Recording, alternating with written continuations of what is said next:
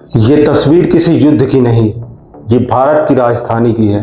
एक तरफ बख्तरबंद गाड़ियां, हथियारों से लैस सुरक्षा बल और दूसरी तरफ अपने भविष्य की लड़ाई लड़ते छात्र। क्या लोकतंत्र में अपनी आवाज उठाना अब इतना खतरनाक हो गया है?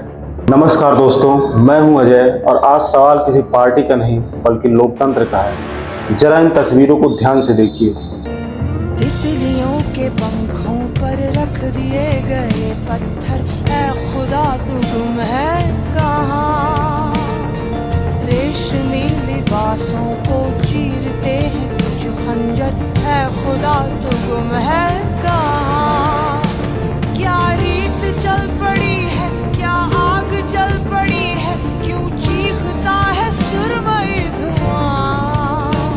क्या रीत चल पड़ी है, क्या आग जल पड़ी है, क्यों चीखता है सुरमई धुआं?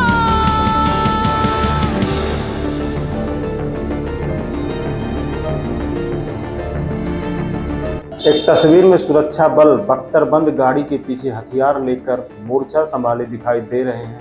दूसरी तस्वीर में छात्रों को उठाकर ले जाया जा रहा है। कहीं पुलिस प्रदर्शनकारियों को घेर रही है, कहीं भगदड़ का माहौल है, कहीं भीड़ को तितर बितर किया जा रहा है। ये तस्वीर देश के करोड़ों युवाओं के मन में एक ही सवाल पैदा कर रही है, क्या अपनी बात कहना अब इतना मुश्किल हो गया है?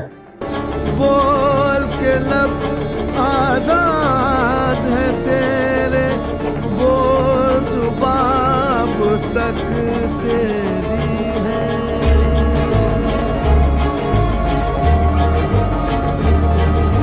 प्रधानमंत्री नरेंद्र मोदी जी, देश का युवा आपसे जवाब चाहता है। जब छात्र अपनी आवाज उठाते हैं तब सबसे पहले संवाद क्यों नहीं दिखाई देता? जब देश का भविष्य सड़कों पर बैठा हो तो उसके सामने सुरक्षा बलों की इतनी बड़ी तैनाती क्यों दिखाई देती है?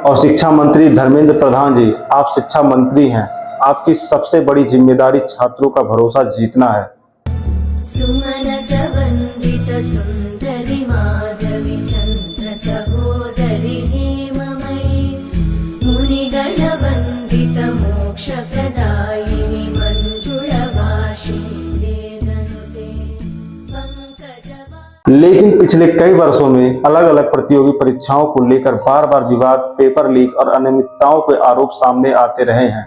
हर बार छात्रों ने कहा कि उनका भविष्य दांव पर है। आखिर ऐसा क्यों है कि युवाओं का भरोसा बार बार टूटता है? आज जंतर मंतर की ये तस्वीरें सिर्फ एक प्रदर्शन की तस्वीरें नहीं हैं, ये उस बेचैनी की तस्वीरें हैं जो देश का युवा महसूस कर रहा है। अगर कहीं आवश्यकता से अधिक बल प्रयोग हुआ है तो उसका निष्पक्ष जांच होनी चाहिए।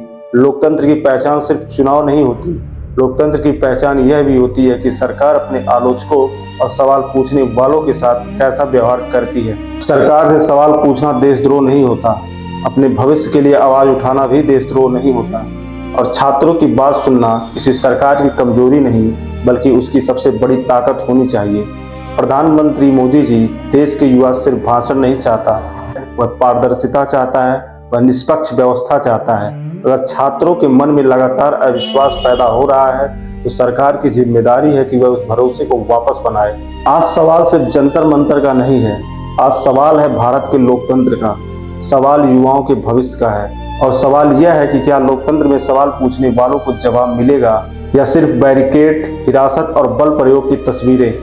सरकारें बदलती रहती हैं लेकिन लोकतंत्र हमेशा रहना चाहिए, क्योंकि जिस दिन युवा सवाल पूछने से डर जाएगा उस दिन देश का भविष्य भी डर जाएगा। आप क्या सोचते हैं? क्या लोकतंत्र में विरोध की आवाज को इसी तरह सुना जाना चाहिए? अपनी राय कमेंट में जरूर लिखिए। जय हिंद।